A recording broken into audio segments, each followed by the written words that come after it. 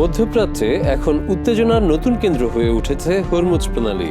বিশ্বের মোট জ্বালানি সরবরাহের 1/5 এই সরু পথ দিয়েই হয়ে থাকে। ফলে ইরান যুক্তরাষ্ট্রের চলমান সংঘাতও এখন এই অঞ্চলকে ঘিরে আরও তীব্র হচ্ছে।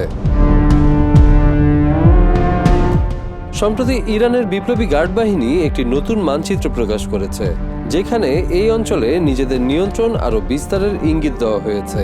এতে উপসাগরীয় অঞ্চলে নতুন করে উদ্বেগ তৈরি হয়েছে। নতুন মানচিত্রে ইরান হরমুজ প্রণালীর বাইরে গিয়ে সংযুক্ত আরব আমিরাতের উপকূলের বড় অংশকেও নিজেদের প্রভাব বলয়ের মধ্যে দেখিয়েছে। এতে উপসাগরীয় অঞ্চলে নতুন করে উদ্বেগ তৈরি হয়। এর ঠিক পরপরই আমেরিকা প্রজেক্ট ফ্রিডম নামে একটি উদ্যোগ নিয়ে আটকে পড়া তেলবাহী জাহাজগুলোকে হরমুজ দিয়ে নিরাপদে পার করানোর চেষ্টা শুরু করে।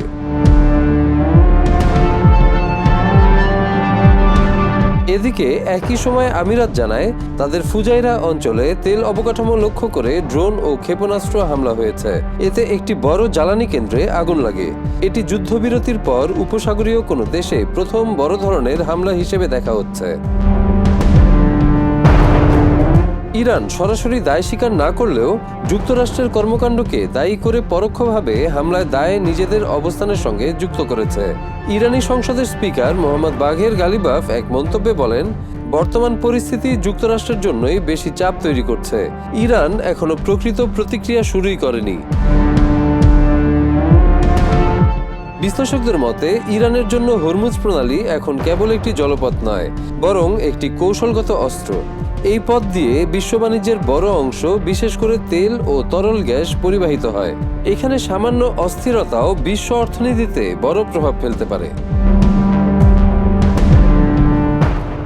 জার্মানির মার্বুর্গ বিশ্ববিদ্যালয়ের অর্থনীতিবিদ অধ্যাপক মোহাম্মদ রেজা ফারজানেগান বলেন, হরমুজ ইরানের জন্য কৌশলগত সমতা আনার মাধ্যম। যুক্তরাষ্ট্রের মতো সামরিক শক্তির সঙ্গে লড়াই না করেও এই সংকীর্ণ পথ দিয়ে ইরান বিশ্ব অর্থনীতিতে চাপ তৈরি করতে পারে। তিনি জানান, ইরানকে বড় যুদ্ধ করতে হয় না। ড্রোন, ক্ষেপণাস্ত্র, ছোট নৌযান বা সামগ্রিক বিঘ্নই যথেষ্ট, যাতে জাহাজ চলাচল ঝুঁকিপূর্ণ হয়ে ওঠে। এই অনিশ্চয়তা তৈরি হলেই বিশ্ববাজারে তেলের দাম, পরিবহন খরচ ও সরবরাহ ব্যবস্থায় বড় ধাক্কা লাগে। তবে এই কৌশলের বিপরীত দিকও আছে। যুক্তরাষ্ট্র ইতোমধ্যে ইরানের বিভিন্ন বন্দরে নৌ অবরোধ আরোপ করেছে বলে জানা যায়। এতে ইরানের রপ্তানি, আমদানি ও বৈদেশিক আয় মারাত্মকভাবে কমে গেছে। অর্থনীতিতেও চাপ বাড়ছে। বিশ্লেষকদের মতে হরমুজ নিয়ন্ত্রণ ইরানের জন্য যেমন শক্তি, তেমনি ঝুঁকিও। এই পথ পুরোপুরি ব্যবহার করলে সবচেয়ে বড় ক্ষতি সবারই হবে, ইরানেরও আবার বিশ্ব অর্থনীতিরও। এদিকে যুদ্ধবিরতি থাকলেও পরিস্থিতি ক্রমেই অস্থির হচ্ছে। আমিরাতের তেল স্থাপনায় হামলা, মার্কিন নৌবাহিনীর জাহাজ চলাচল এবং পাল্টাপাল্টি অভিযোগ এই উত্তেজনাকে আরও বাড়িয়েছে। গালফ অঞ্চলের দেশগুলো এখন সরাসরি সংঘাতের ঝুঁকি নিয়ে গভীর উদ্বেগে রয়েছে। বিশেষজ্ঞদের মতে ইরান এখন উপসাগরীয় দেশগুলোকে এক ধরনের বার্তা দিচ্ছে, যুক্তরাষ্ট্রের সঙ্গে সংঘাত বাড়লে এই অঞ্চলের অর্থনৈতিক অবকাঠামো নিরাপদ থাকবে না।